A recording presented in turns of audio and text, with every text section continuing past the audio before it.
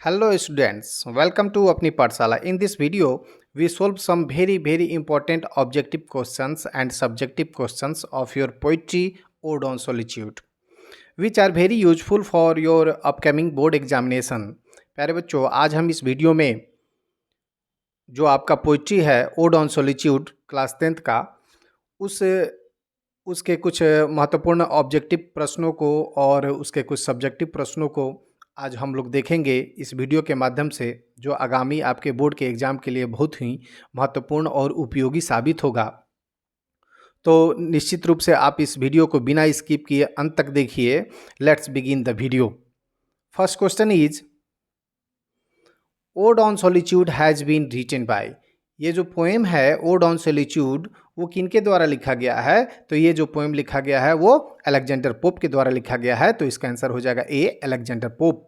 Second question is Alexander Pope was born in. Alexander Pope का जो जन्म कब हुआ था? तो अलेक्जेंडर पोप का जन्म 1688 ईस्वी में हुआ था। तो इसका आंसर हो जाएगा बी, 1688।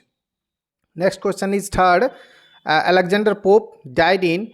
अलेक्जेंडर पोप की मृत्यु कब हुई थी? तो अलेक्जेंडर पोप की जो मृत्यु हुई थी वो 1744 ईस्वी में हुई थी। तो इसको आप याद रखिएगा 1744। और इसको याद रखना भी देखिए बच्चों कितना आसान है। उनका जन्म होता है 1688 में, 88 है वहाँ, ठीक ना। और उनकी मृत्यु जो होती है वो 1744 में, यानी 88 को हाफ कर दे तो वो 44 हो जाएगा ना। तो इसको याद रखना भी कितना आसान है। तो 1688 में जन्म होगा लेकिन और 1744 में उनकी मृत्यु हो जाएगी। चलिए आगे बढ़ते हैं। एसे on criticism is a famous work for. Essay of criticism जो है ना वो किसका फेमस वर्क है, किसकी रचना है? तो ये रचना है अलेक्जेंडर पोप की ही रचना है। तो ये इसका आंसर हो जाएगा D, Alexander Pope. Next question is 5, the poet of rape of the lock is. Rape of the lock के पोएट कौन है, कवि कौन है? तो इसके कवि हैं अलेक्जेंडर पोप। तो इसका आंसर हो जाएगा B, Alexander Pope. Next question is 6, essay on criticism is famous work for. Essay on criticism जो है ना वो किसका फेमस वर्क है, किसकी रचना है? तो इसका आंसर हो जाएगा डी, अलेक्जेंडर पोप ही ने इनको लिखा है। तो किसका आंसर हो जाएगा D, Alexander Pope. Next question is 7, who was one of the greatest poet satirist, also a critic of the early 18th century। यानी 18वीं शताब्दी के शुरुआत में कौन जो थे ना वो बहुत बड़े महान पोइट थे, कवि थे और सटायरिस्ट थे, व्यंगकार थे और क्रिटिक, आलोचक थे। तो वो कौन थे? वो अलेक्जेंडर पोप ही थे। तो इसका आंसर हो जाएगा सी, अलेक्जेंडर पोप।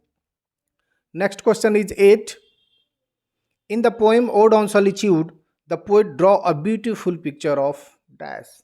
कह रहा है कि जो इस प्रेजेंट पोएम जो है ओड ऑन सॉलिट्यूड, इसमें एक पोएट ने ड्रॉ किया है, चित्रांकित किया है आप एक सुंदर सा चित्र किसका? तो इसमें राइटर ने एक हैप्पी मैन की बात की है, एक सुखी जीवन आदमी के जीवन की बात की है। तो इसका आंसर हो जाएगा C, a happy man. Next question is 9, who gives him bread. उनको ब्रेड कौन देता है? यानी जो खुशी आदमी है, सुखी आदमी है, उनको रोटी कौन उपलब्ध कराता है? तो उनको रोटी उपलब्ध कराता है उनके खेत, तो उनके फील्ड। तो इसका आंसर हो जाएगा B, field. Next question is 10, who gives him milk. Who gives him milk, इनको दूध कौन उपलब्ध कराता है? तो इनके जो हर्ड हैं, इनके जो मवेशी हैं, इनके जो कैटल हैं, ये इनको दूध उपलब्ध कराते हैं। तो इसका आंसर हो जाएगा डी। यहाँ ऑप्शन में आपसे कैटल भी दे सकता है, तो कैटल भी सही होगा। और ये हर्ड जो होता है ना वो मवेशियों का झुंड होता है, यानी कैटल का झुंड होता है, उसको बोलते हैं हर्ड। तो ऑप्शन में आपके कैटल भी आ सकता है, हर्ड्स भी आ सकता है। तो दोनों को आप याद रखेंगे। Next question is from where does he get his cloth. वह अपना वस्त्र जो है ना, कपड़ा जो है कहाँ से प्राप्त करते हैं? तो वो प्राप्त करते हैं फ्लॉक्स से, यानी भेड़ों के झुंड को हम लोग फ्लॉक कहते हैं। तो इसका आंसर हो जाएगा सी, फ्लॉक्स। यहाँ सिप भी आंसर ऑप्शन में आपको मिल सकता है, तो सिप भी आंसर होगा और फ्लॉक्स देगा तो फ्लॉक्स भी होगा। Next question is 12, how does the poet want to live? Poet जो है, कवि जो है अलेक्जेंडर पोप, वो कैसे जीना चाहते हैं? तो वो जीना चाहते हैं अनसीन और अननोन, यानी अनदेखा और अनजाना। इस दुनिया से वो अनदेखे और अनजाने जीना चाहते हैं। तो इसका आंसर हो जाएगा C, both A and B, यानी अनसीन और अननोन दोनों इसका करेक्ट आंसर है। Next question is 13,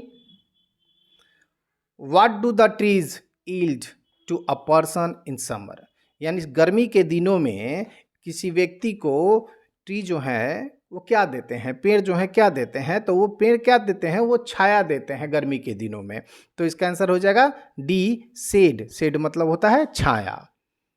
next question is what do the trees yield to a person in winter? और ठंड के दिनों में पेड़ जो है ना वो किसी व्यक्ति को क्या देते हैं? तो वो देते हैं आग जलाने के लिए लकड़ी, यानी फायरवुड। फायरवुड, तो इसका आंसर हो जाएगा B, fire, firewood. Next question is 15, where does the happy man live according to the poet? यानी कवि के अनुसार कहाँ जो है ना हैप्पी मैन रहते हैं? तो वो रहते हैं इन हिज नेटिव लैंड, यानी अपने मातृभूमि में जो व्यक्ति रहता है, अपने अपने पैतृक जो भूमि है उसी में वो खुश रहता है, वो आदमी सुखी है। Next question is hours, days, years slide away thus for a happy man? यानी किसके लिए, हैप्पी मैन के लिए जो है ना वो आवर्स, घंटे जो है ना, दिन है, वर्ष हैं, वो कैसे स्लाइड हो जाते हैं? तो वो बड़ी ही सॉफ्टली क्या होता है, मधुरता से, अच्छे से, शांति से वो गुजर जाते हैं एक हैप्पी मैन के लिए। तो इसका आंसर हो जाएगा B, softly. Next question is 17, the poet wants to die? यानी कवि जो है ना वो कैसे मरना चाहते हैं? तो कवि जो है वो मरना चाहते हैं अनलेमेंटेड, यानी बिना रोए गाए हुए। यानी जब वो मरे तो कोई मेरे लिए न रोए, उस रूप में वो मरना चाहते हैं। अनलेमेंटेड रूप से वो मरना चाहते हैं, या स्टील फ्रॉम द वर्ल्ड, दुनिया से छिप कर वो मरना चाहते हैं। चलिए आगे बढ़ेंगे। अब कुछ इसके जो सब्जेक्टिव क्वेश्चंस हैं उसको देख लेते हैं। कह रहा है first question is who is a happy man? यानी कौन सा आदमी है जो सुखी है, हैप्पी है? तो कह रहा है कि a man who has some paternal land, एक आदमी जिसके पास कुछ पैटर्नल लैंड हो, यानी पैतृक भूमि हो जो उसके पिता से मिली हुई हो, and satisfied to breathe in his native land, और अपने मातृभूमि की हवा में वो सांस लेकर संतुष्ट है, वही आदमी क्या है? वही आदमी हैप्पी है। Next question is whom does the pronouns his in the third lines of the stanza refer to? यानी फर्स्ट स्टेंजा के तीसरे लाइन में जो हिज का प्रयोग हुआ है वो किसके लिए हुआ है? तो वो हुआ है हैप्पी मैन के लिए। तो इसका आंसर हो जाएगा his in the third line of first stanza. कह रहा है कि जे हिज जो है ना वो जो तीसरे लाइन में प्रयोग हुआ है, जो फर्स्ट स्टेंजा के तीसरे लाइन में प्रयोग हुआ है, वो रेफर कर रहा है अ हैप्पी मैन को, एक सुखी आदमी को। Third question is who gives him milk? कौन उसको दूध देता है? तो the kettles give him milk, मवेशी जो है ना, मिल्च एनिमल। मिल्च एनिमल किसको बोलते हैं? मिल्च एनिमल का मतलब जो दुधारू पशु होते हैं ना उसको मिल्च एनिमल बोलते हैं। तो जो कैटल है ना उसको वो दूध देते हैं। तो क्या आंसर हो जाएगा? The kettles gives him milk. आगे बढ़ेंगे। Next question is 4, what gives him bread? Sorry, यहाँ पे हु गिव्स हिम ब्रेड होना चाहिए, व्हाट लिखा गया है। तो चलिए कोई बात नहीं, इसको आप सही कर लीजिएगा। हु गिव्स हिम ब्रेड, कौन उसको दूध देता है, ब्रेड देता है, रोटी देता है खाने के लिए? तो फील्ड गिव हिम ब्रेड, जो फील्ड हुए, खेत हैं, वो गेहूँ देते हैं, गेहूँ से हम पिसा कर रोटी खाते हैं। तो यहाँ ब्रेड रोटी से मतलब है, तो फील्ड जो है उनको ब्रेड देते हैं। तो इसका आंसर हो जाएगा field give him bread. Next question is 5, from where does he get his cloth? कहाँ से वो अपने वस्त्र जो है ना प्राप्त करते हैं एक हैप्पी मैन? फ्लॉक्स ऑफ सीप, यानी भेड़ों के जो झुंड हैं वो उनको क्लोथ अटायर उपलब्ध कराते हैं। तो इसका आंसर हो जाएगा flock of sheeps gives him clothes. Next question is 6, how do trees help him, यानी पेड़ जो है ना उनकी कैसी सहायता करते हैं, कैसे सहायता करते हैं। तो कह रहा है आंसर है इसका trees give him shade during the summer, पेड़ जो है ना उनको गर्मी के दिनों में छाया उपलब्ध कराते हैं, छाया देकर उनको मदद करते हैं। फायरवुड ड्यूरिंग द विंटर, और जलावन की लकड़ी ठंड के दिनों में देकर उनको गर्मी उपलब्ध करा देते हैं। तो ये हो गया इसका आंसर। चलिए फिर आगे बढ़ते हैं आपके बुक में B2 जो क्वेश्चन है उसके तरफ। इसमें फर्स्ट क्वेश्चन कह रहा है कि name the poet and the poet, poem and poet, यानी इस कविता का नाम क्या है और इसके कवि कौन है। तो इस कविता का नाम तो आप सबको याद है, ओड ऑन सॉलिट्यूड, और इसके राइटर, इसके जो पोएट हैं उनका भी नाम आपको याद है, वो क्या है, अलेक्जेंडर पोप ने इनको लिखा है, इस कविता को लिखा है। तो पोएम का नाम हो जाएगा ओड ऑन सॉलिट्यूड, पोएट का नाम हो जाएगा Alexander Pope. Next question is who is blessed man, कौन जो है ना आदमी वो ब्लेस्ड मैन है, हैप्पी मैन है। तो कौन हैप्पी मैन है, a blessed man is that who lives a smooth life without any worry, यानी वो आदमी हैप्पी है जो जीवन जीता है स्मूथ लाइफ, बड़े ही स्मूथ लाइफ जीता है विदाउट एनी वरी, बिना किसी चिंता के, वही आदमी ना हैप्पी है। हैज़ अ हेल्दी बॉडी, जिसके पास क्या हो, एक स्वस्थ शरीर हो, विथ पीस माइंड, और उसके दिमाग जो है, मन जो है शांत हो, and enjoy a sound sleep at night, और रात में वो गहरी निद्रा का आनंद ले, वही आदमी क्या है, हैप्पी है, ब्लेस्ड है। Next question is how does a poet, sorry, how does a happy man spend his time, एक जो सुखी आदमी है वो अपना समय कैसे व्यतीत करता है। तो वो करता है अ happy man spends his time in study, एक हैप्पी आदमी जो है ना अपना जो टाइम है वो स्टडी में, लेबर में, मेहनत में व्यतीत करता है, ईज और आराम करने में, मेडिटेशन में, अ डीप स्लीप एट नाइट, और रात में गहरी नींद लेने में, विदाउट एनी केयर, बिना किसी चिंता के, विदाउट एनी एंग्जाइटी, बिना किसी चिंता के वो अपना समय जो है ना स्टडी में, ईज में, आराम करने में, लेबर करने में, मेहनत करने में, मेडिटेशन में और गहरी नींद सोने में अपना समय व्यतीत करता है। Fourth question is whom does me refer to in the last stanza, जो अंतिम स्टेंजा है, अंतिम स्टेंजा में जो मी आया है वो किसके लिए आया है। तो अंतिम स्टेंजा में जो मी आया है खुद पोएट अपने आप के लिए लिख रहे हैं, तो इसका आंसर हो जाएगा in the last stanza me refers to the poet himself.